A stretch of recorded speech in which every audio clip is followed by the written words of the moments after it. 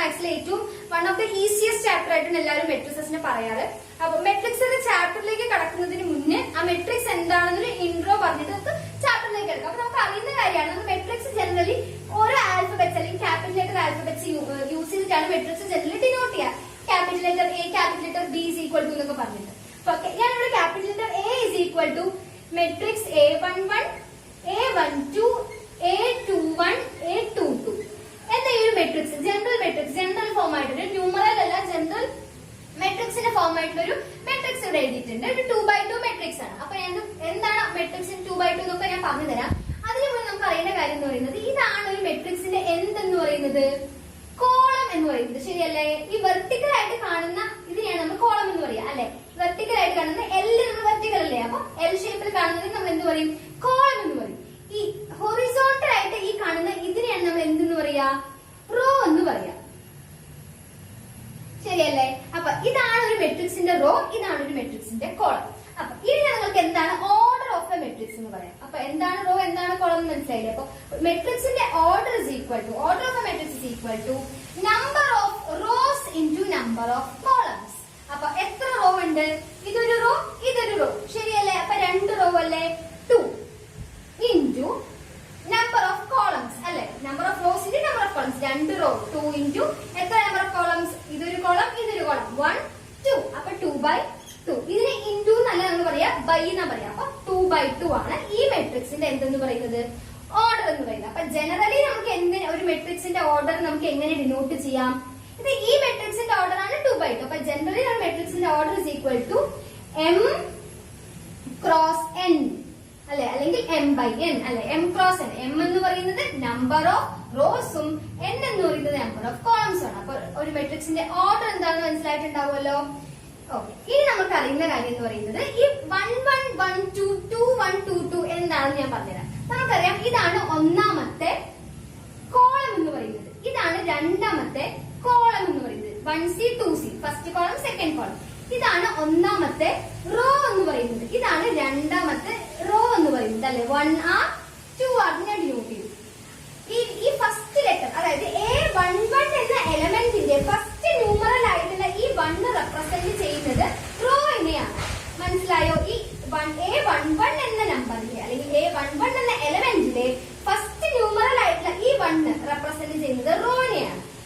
Second numeral represent ചെയ്യുന്നത് കോളത്തിനെയാണ്. അപ്പൊ മനസ്സിലായില്ലേ, ഈ 1 ആദ്യത്തെ എലമെന്റ് അല്ലെങ്കിൽ ആദ്യത്തെ ഈ ഒരു 1 റെപ്രസെന്റ് ചെയ്യുന്നത് റോയിനെയും സെക്കൻഡ് ന്യൂമറൽ റെപ്രസെന്റ് ചെയ്യുന്നത് കോളത്തിനെയുമാണ്. അങ്ങനെയാണ് A11. അപ്പൊ ഇതിനെ നോക്കൂ. അപ്പൊ ഇത് first row second column, second row first column, second row second column.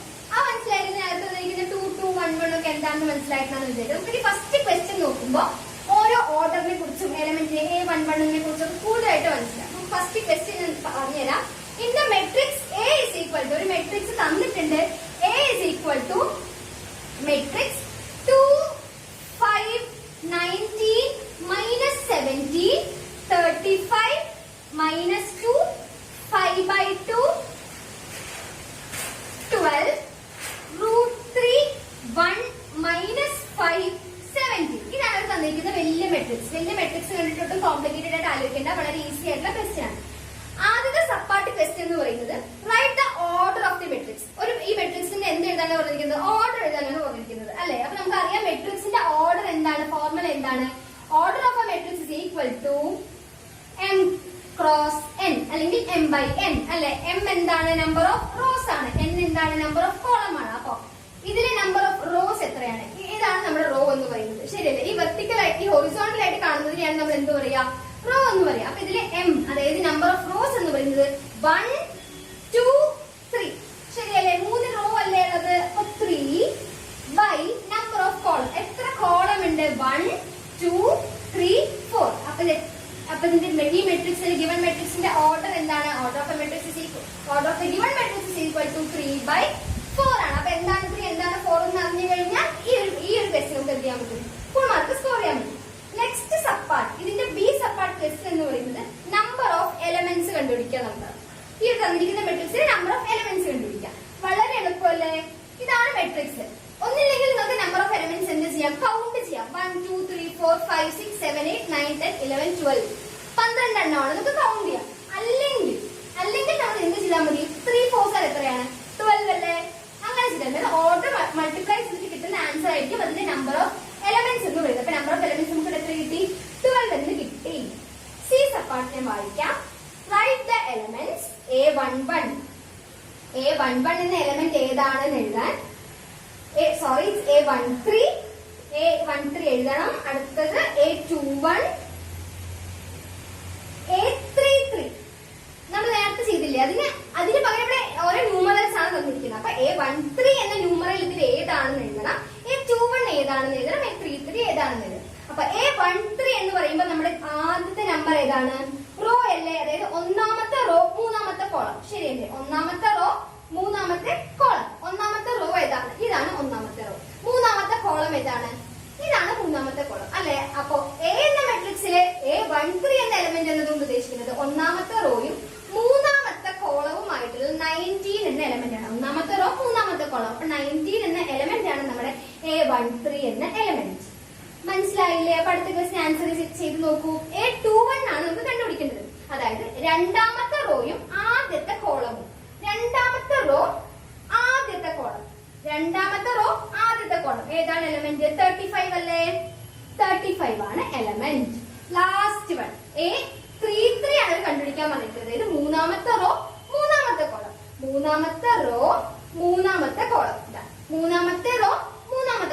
-5 ആണ് നമ്മുടെ A33 എന്ന് പറയുന്നത്. അപ്പൊ ഈ ക്വസ്റ്റ്യൻ എന്തായാലും മനസ്സിലായിട്ടുണ്ടാവും. ഈ ക്വസ്റ്റ്യൻ എന്തായാലും ഇമ്പോർട്ടന്റ് ആണ്. കാരണം ഇതിനകത്ത് എന്തൊക്കെ വരുന്നുണ്ട്? ഓർഡർ വരുന്നുണ്ട്, നമ്പർ ഓഫ് എലമെന്റ്സ് വരുന്നുണ്ട്, ഓരോന്ന് കണ്ടുപിടിക്കാനും വരുന്നുണ്ട്. അപ്പൊ ഈ ക്വസ്റ്റ്യൻ മനസ്സിലായിട്ടുണ്ടാവും. നമുക്ക് നമ്മുടെ നെക്സ്റ്റ് ക്വസ്റ്റ്യൻ സെക്കൻഡ് ക്വസ്റ്റ്യനിലേക്ക് നോക്കാം. സെക്കൻഡ് ക്വസ്റ്റ്യൻ വളരെ ഈസി ആയിട്ടുള്ള ഒരു ക്വസ്റ്റ്യൻ ആണ്. ക്വസ്റ്റ്യൻ വായിക്കാം. If a matrix has 24 elements, ഒരു മെട്രിക്സിൽ 24 എലമെന്റ്സ് ഉണ്ടെങ്കിൽ what are the possible orders it can have? അതായത് ആ മെട്രിക്സിന് പോസിബിൾ ആയിട്ടുള്ള ഓർഡറുകൾ ഏതൊക്കെയാണ്? M cross N എന്ന് പഠിച്ചില്ല. അപ്പൊ അതുപോലെ ഏതൊക്കെയാണ് അതിന് പോസിബിൾ ആയിട്ടുള്ള ഓർഡേഴ്സ്? ആ മെട്രിക്സിൽ 24 എലമെന്റ്സ് നമുക്ക് തന്നിട്ടുണ്ട്. അപ്പൊ അതെങ്ങനെ ചെയ്യാന്ന് വെച്ചാൽ ഏതൊക്കെ നമ്പേഴ്സ് കൂടെ മൾട്ടിപ്ലൈ ചെയ്താലാണ് 24 കിട്ടുന്നത് എന്ന് ആലോചിച്ചിട്ട് എഴുതുക. അപ്പൊ ഏതൊക്കെ നമ്പേഴ്സും കൂടെ മൾട്ടിപ്ലൈ ചെയ്താലാണ് നമുക്ക് 24 കിട്ടുക? ആദ്യം 1/24 അല്ലെ? 1ഉം 24 കൂടെ മൾട്ടിപ്ലൈ ചെയ്താൽ നമുക്ക് കിട്ടില്ലേ? 24 കിട്ടുമല്ലോ. കോമ തിരിച്ച് കിട്ടില്ലേ? 24/1 കിട്ടില്ലേ? കിട്ടും. അടുത്തത് നെക്സ്റ്റ് 4ന്റെ ടേബിൾ കിട്ടുമല്ലോ. 4 6 അല്ലെ? 4/6 കിട്ടും. തിരിച്ചെഴുതാലോ 6/4. നെക്സ്റ്റ് 8ൽ വരുമല്ലോ. 8 3s അല്ലെ? 8/3. തിരിച്ചെഴുതാലോ 3/8. എല്ലാ ഇതൊക്കെ മൾട്ടിപ്ലൈ ചെയ്ത് നമുക്ക് എന്ത് കിട്ടും? 24 കിട്ടും. അപ്പൊ ഇനി ഏതെങ്കിലും 24 കിട്ടുന്ന എലമെന്റ്സ് ഉണ്ടോ? ഇല്ല. 24 ഇതൊക്കെ മൾട്ടിപ്ലൈ ചെയ്താൽ മാത്രമേ നമുക്ക് എന്ത് കിട്ടുള്ളൂ? 24 കിട്ടുള്ളൂ. അപ്പൊ ഇതൊക്കെയാണ് ഈ മെട്രിക്സിന്റെ പോസിബിൾ ആയിട്ടുള്ള ഓർഡേഴ്സ് എന്ന് പറയുന്നത്. അപ്പൊ ഈ ക്വസ്റ്റ്യൻ മനസ്സിലായിട്ടാന്ന് വിചാരിക്കുന്നത്. വളരെ ഈസി ആയിട്ടുള്ള ഒരു ക്വസ്റ്റ്യൻ ആണ്. അപ്പൊ നമുക്ക് നെക്സ്റ്റ് ക്വസ്റ്റ്യൻ നോക്കാം. നെക്സ്റ്റ് ക്വസ്റ്റ്യൻ വളരെ ഇമ്പോർട്ടന്റ് ആയിട്ടുള്ളത്. ഇങ്ങനത്തെ ഒരു ടൈപ്പ് ഓഫ് ക്വസ്റ്റ്യൻസ് എന്തായാലും മെട്രിക്സിന്റെ ക്വസ്റ്റ്യൻസ് വരുമ്പോൾ ഈ ഒരു ക്വസ്റ്റ്യൻ വരാറുണ്ട്. ക്വസ്റ്റ്യൻ ഞാൻ വായിക്കാം. Third question. Construct A 2x2 matrix. Aij is equal to തന്നിട്ടുണ്ട്. ഒരു മിനിറ്റ്. Aij നമുക്കൊരു 2x2 മെട്രിക്സ് ആണ് നമ്മൾ കൺസ്ട്രക്ട് ചെയ്യാൻ പോകുന്നത്. Aij is equal to I plus j the whole square by 2. മനസ്സിലായോ? ഇതാണ് തന്നിരിക്കുന്ന ക്വസ്റ്റ്യൻ. നമ്മൾ കൺസ്ട്രക്ട് ചെയ്യേണ്ടത് എന്താണ്? 2x2 മെട്രിക്സ് ആണ്. 2x2 മെട്രിക്സ് എന്ന് പറഞ്ഞാൽ എന്താണ്? ഓർഡർ 2x2 ആണ്. അപ്പൊ ഒരു 2x2 മെട്രിക്സ് ഇവിടെ നമുക്ക് എഴുതിയാലോ. A is equal to 2x2 matrix എങ്ങനെ എഴുതാൻ പറ്റും? A11 A12 A21 A22. അതായത് 2 റോയും 2 കോളവും ഉള്ള മെട്രിക്സുകളെയാണ് നമ്മൾ എന്തെന്ന് പറയാ? 2x2 മെട്രിക്സ് എന്ന് പറയാം. അപ്പൊ ഇതാണ് ഒരു 2x2 മെട്രിക്സിന്റെ ഒരു ജനറൽ ഫോർമാറ്റ് അല്ലെ? A11 A12 A21 A22. ഈ ഒരു ഇക്വേഷൻ അല്ലെങ്കിൽ ഇതിൽ നമ്മൾ ഓരോ വാല്യൂ സബ്സ്റ്റിറ്റ്യൂട്ട് ചെയ്ത് കൊടുത്തിട്ട് ഈ ഒരു മെട്രിക്സ് നമ്മൾ ന്യൂമറൽ ഫോർമാറ്റിൽ കണ്ടുപിടിക്കും. അതാണ് നമ്മുടെ ടാസ്ക് എന്ന് പറയുന്നത്. അപ്പൊ അപ്പൊ നമുക്ക് ആദ്യം എഴുതാം. നമ്മൾ ആദ്യം കണ്ടുപിടിക്കാൻ പോകുന്നത് A11 ആണ് അല്ലെ?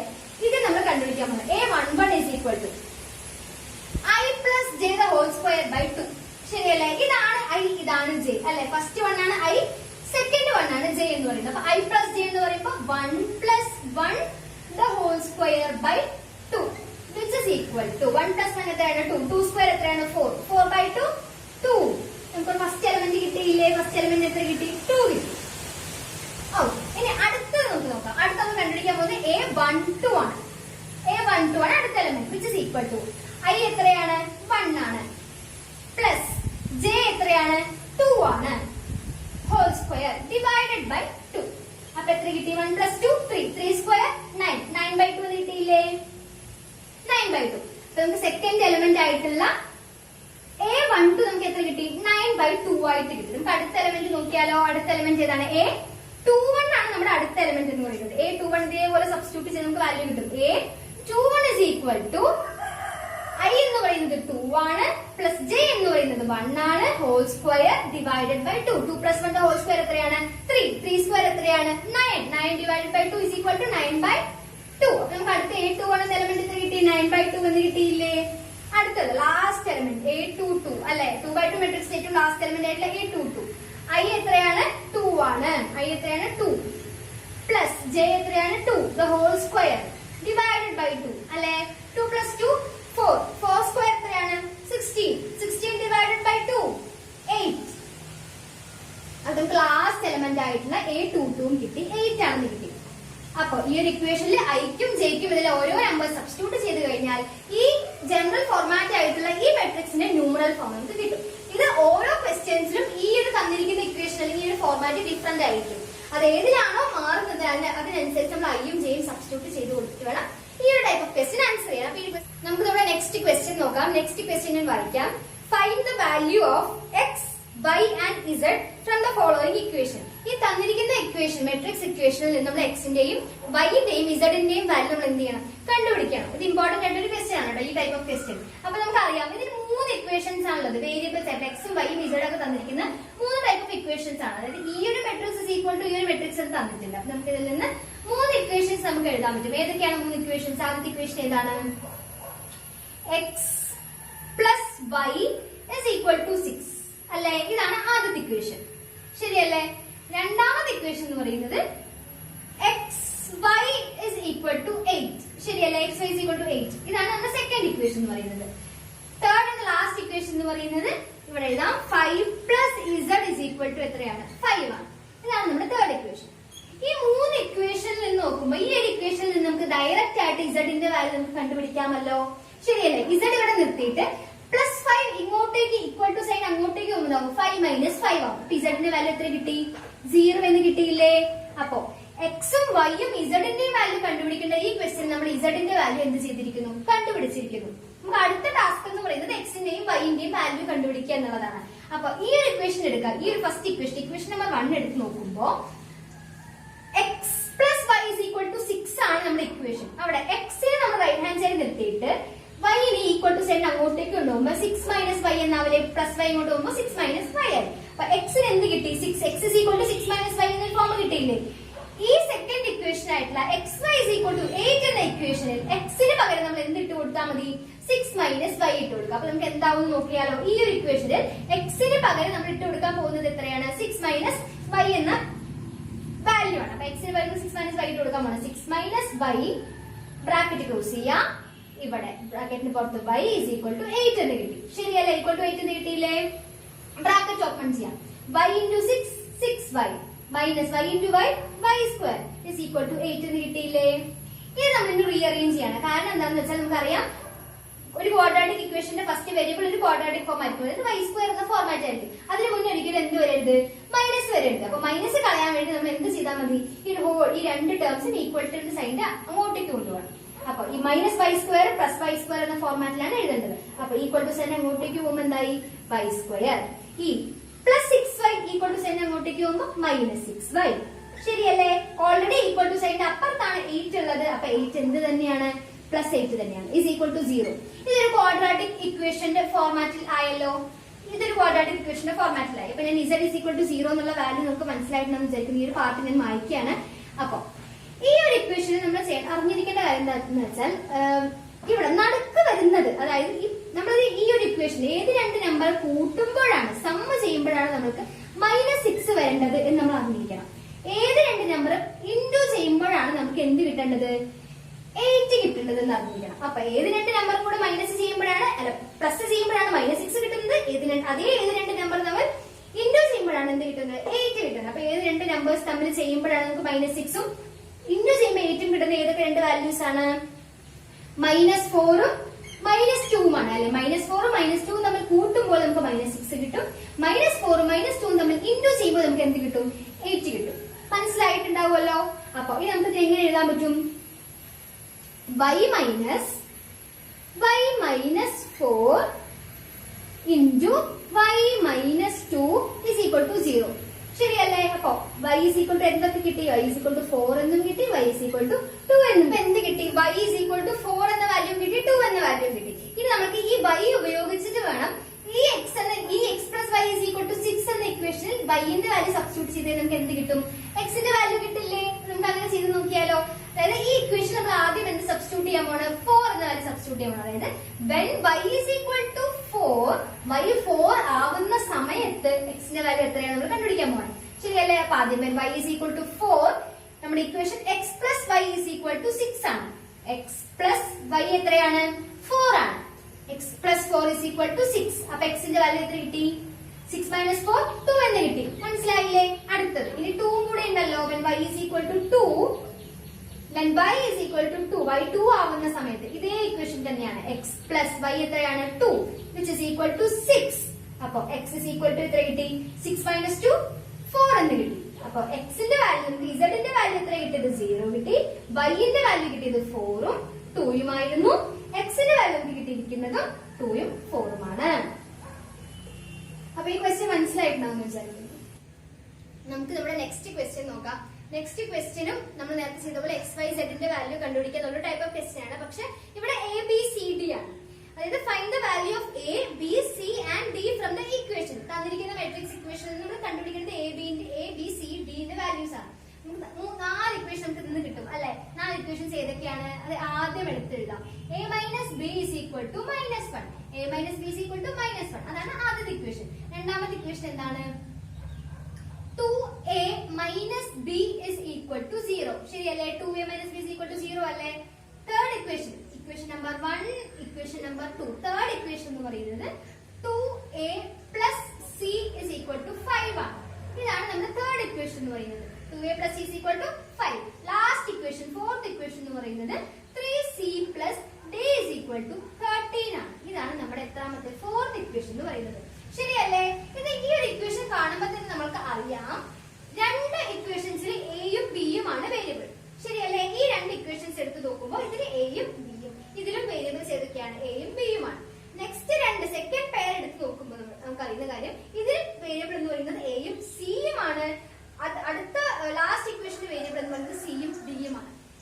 ഈ രണ്ട് ഇക്വേഷൻസും കൂടെ കോമൺ ആയിട്ട് നമ്മൾ മൈനസ് ചെയ്ത് കഴിഞ്ഞാൽ നമുക്ക് ഒരു പർട്ടിക്കുലർ വേരിയബിളിന്റെ വാല്യൂ കിട്ടും. അപ്പൊ നമുക്ക് നോക്കാം, ഓരോരോ ക്വസ്റ്റ്യൻ ആയിട്ട് നമുക്ക് നോക്കാം, ഓരോരോ ഇക്വേഷൻസ് ആയിട്ട് നമുക്ക് നോക്കാം. അപ്പൊ ഞാൻ പറഞ്ഞു ആദ്യത്തെ രണ്ട് ഇക്വേഷൻസും തമ്മിൽ മൈനസ് ചെയ്ത് കഴിഞ്ഞാൽ നമ്മൾക്ക് ഒരു വേരിയബിൾ കിട്ടും. ശരിയല്ലേ? a minus b is equal to minus 1 ആണോ 2a minus b is equal to 0 ആണോ വലിയ വാല്യൂ? അഫ്കോഴ്സ് 2a അല്ലേ, അത് വലുതെന്നല്ല ചെറുത് മൈനസ് ചെയ്യാം. അപ്പൊ 2a minus b is equal to 0 ൽ നിന്ന് വേണം നമ്മൾ a minus b is equal to minus 1 minus ചെയ്യാൻ. അപ്പൊ 2a minus b is equal to 0 താഴെ a minus b is equal to minus 1. എന്തുകൊണ്ടാണെന്ന് മനസ്സിലായില്ലേ? വലുതെന്ന് വേണം ചെറുത് മൈനസ് ചെയ്യാം. അപ്പൊ മൈനസ് ചെയ്യാൻ പോവാണ്. 2a minus a, 2a minus a എത്രയാണ്? a ആണ്. Minus B minus minus B, അപ്പൊ എന്തായി? Minus B minus minus B എന്താണ്? മൈനസ് ബി പ്ലസ് ബി അല്ലേ? അപ്പൊ ഇത് രണ്ടും ക്യാൻസൽ ആയില്ലേ? Minus B plus B cancel ആയി. അടുത്തത് 0 മൈനസ് മൈനസ് 1, 0 മൈനസ് മൈനസ് 1 എന്തായി? 0 പ്ലസ് 1 ആയില്ലേ? a is equal to 1 എന്ന വാല്യൂ കിട്ടിയില്ലേ? വളരെ ഈസി അല്ലേ? മനസ്സിലായിട്ട് നമുക്ക് ഇവിടെ വാല്യൂസ് എഴുതി വെക്കാം. a is equal to 1 എന്ന വാല്യൂ നമുക്ക് എന്ത് കിട്ടി? ആദ്യം നമുക്ക് a ന്റെ വാല്യൂ കിട്ടി. അപ്പൊ ഈ ഒരു ക്വസ്റ്റ്യൻ ആദ്യത്തെ രണ്ട് ഇക്വേഷൻസ് എടുക്കുന്നു, വലിയ ഇക്വേഷൻ മേലെ എഴുതുന്നു, ചെറുത് താഴെ എഴുതുന്നു, മൈനസ് ചെയ്യുന്നു. വളരെ എളുപ്പമായിട്ടുള്ള ക്വസ്റ്റ്യൻ ആണ്. വളരെ എളുപ്പമായിട്ട് നമുക്ക് ചെയ്യാൻ പറ്റും a ന്റെ വാല്യൂ അല്ലെ? a കഴിഞ്ഞു. നമുക്ക് a എന്ന വാല്യൂ ഇവിടെ കിട്ടിക്കഴിഞ്ഞാൽ a എന്ന വാല്യൂ ഈ ഇക്വേഷനിലോ സബ്സ്റ്റിറ്റ്യൂട്ട് ചെയ്ത് കഴിഞ്ഞാൽ നമുക്ക് b ന്റെ വാല്യൂ കണ്ടുപിടിക്കാമല്ലോ. നമുക്ക് സബ്സ്റ്റിറ്റ്യൂട്ട് ചെയ്ത് നോക്കാം. വേറൊരു ഇക്വേഷൻ സബ്സ്റ്റിറ്റ്യൂട്ട് ചെയ്യാം അല്ലെ? a minus B is equal to minus 1 എന്ന ഇക്വേഷനിൽ നമ്മൾ എക്ക് എന്ത് സബ്സ്റ്റിറ്റ്യൂട്ട് ചെയ്യാൻ പോവാണ്?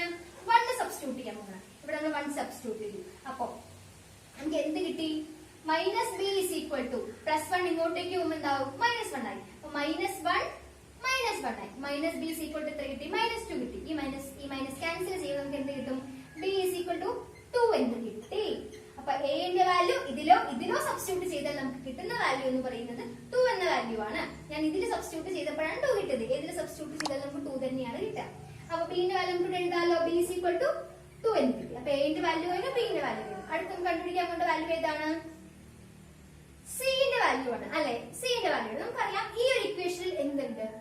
എയും ഉണ്ട് സിയും ഉണ്ട്, ശരിയല്ലേ? എയും സിയും ഉണ്ട്. നമുക്ക് എന്റെ വാല്യൂ അറിയാം 1 ആണെന്ന്. അപ്പൊ എക്ക് ഇത് സബ്സ്റ്റിറ്റ്യൂട്ട് ചെയ്തതിന് സി മാത്രം വെച്ച് നമുക്ക് ട്രാൻസ്ഫർ ചെയ്താൽ നമുക്ക് സിന്റെ ആൻസർ കിട്ടില്ല. 2a plus c is equal to 5 ആണ് നമ്മുടെ തേർഡ് ഇക്വേഷൻ ആയിട്ട് നമ്മൾ എഴുതിയിരുന്നത്, ശരിയല്ലേ? ഇത് നമുക്ക് എന്റെ വാല്യൂ ഓൾറെഡി കണ്ടുപിടിച്ചില്ലേ? 1 ആണ് എന്റെ value. Plus c is equal to എത്രയാണ്? 5. 2 into 1 2 plus c is equal to 5. C is equal to plus 2 ഇങ്ങോട്ടേക്ക് പോകുമ്പോൾ -2 ആണ്. അപ്പോൾ 5 - 2 എത്രയാണ്? 3 ആണ്. അപ്പൊ സിന്റെ വാല്യൂ കിട്ടിയില്ലേ? സി ഇസ് ഈക്വൽ ടു എത്ര കിട്ടി? 3 എന്ന് കിട്ടി. അപ്പൊ എങ്ങനെയാണ് ഒരൊറ്റ വാല്യൂ കണ്ടുപിടിച്ച് കഴിഞ്ഞാൽ ലിങ്ക് ചെയ്ത് നമുക്ക് എങ്ങനെ കണ്ടുപിടിക്കാം? എല്ലാ വാല്യൂസും കണ്ടുപിടിക്കാം. അപ്പൊ സിന്റെ വാല്യൂ ഈ ഇക്വേഷനിൽ എന്റെ വാല്യൂ ഇട്ട് കൊടുത്തപ്പോൾ സിന്റെ വാല്യൂ നമുക്ക് എത്ര കിട്ടി? 3 എന്ന് കിട്ടി. ഇനി നമുക്ക് ലാസ്റ്റ് ഒരൊറ്റ വാല്യൂ കൂടെ കണ്ടുപിടിക്കാമല്ലോ, ഡിന്റെ വാല്യൂ മാത്രം, ശരിയല്ലേ? ഇതിൽ നോക്കാം. 3c plus d is equal to 13 ആണ് നമ്മുടെ ഇക്വേഷൻ വന്നത്. ഫോർത്ത് ഇക്വേഷൻ ആയിരുന്നു. സിന്റെ വാല്യൂ 3 അല്ലേ? 3 ഇതിൽ ഇട്ട് കൊടുത്താൽ നമുക്ക് ഡിന്റെ വാല്യൂ കിട്ടുമല്ലോ. അപ്പൊ നമ്മുടെ ഇക്വേഷൻ എന്ന് പറയുന്നത് 3c plus d is equal to 13 ആയിരുന്നു. 3 into സിന്റെ വാല്യൂ 3 ആണ്, plus d is equal to 13, ശരിയല്ലേ? സിന്റെ വാല്യൂ 3 അല്ലേ? നമ്മൾ കണ്ടുപിടിച്ചതാണല്ലോ. 3 3s are 9 plus d is equal to 13 എന്ന് കിട്ടി. d is equal to 9 minus 13. അപ്പൊ 9 minus 13 എത്രയാണ്? 9 10 11 12 13. 10 11 12 13. 4 ആണ് നമ്മുടെ d ന്റെ വാല്യൂ. അപ്പൊ എങ്ങനെയാണ് ഈ ഒരു ടൈപ്പ് ഓഫ് ക്വസ്റ്റ്യൻ ആൻസർ ചെയ്യാന്ന് മനസ്സിലായി. ഇത് ഭയങ്കര ഇൻട്രസ്റ്റിംഗ് ആയിട്ടുള്ള ക്വസ്റ്റ്യൻ ആണ്. ഓരോന്ന് ലിങ്ക് ചെയ്ത് ആൻസർ കണ്ടുപിടിക്കുക, വാല്യൂസ് ചെയ്ത്.